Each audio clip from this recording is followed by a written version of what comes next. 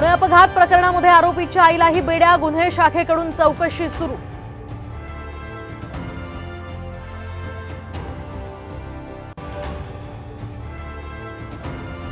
Pune drunk and drive प्रकरणातील दोषींना टायरमध्ये घ्या, अजित पवारांचे पोलिसांना निर्देश।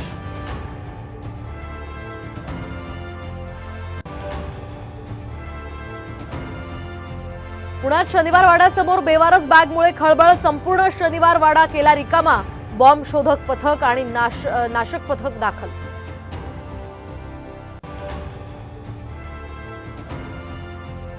दिवा रेल्वे स्थानकात प्रवाशांनी फोडला लोकलचा दरवाजा, तर ट्रेन उशिराने येत असल्याचा प्रवाशांचा संताप।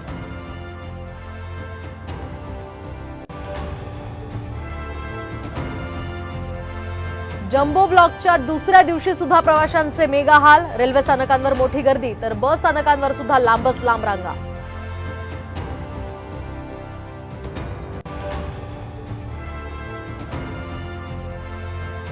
सलमान खानवरील गोळीबाराच्या प्रयत्नाचं पाकिस्तान कनेक्शन, पाकिस्तानी शस्त्रातून सलमान खानच्या घरावर गोळीबाराचं नियोजन।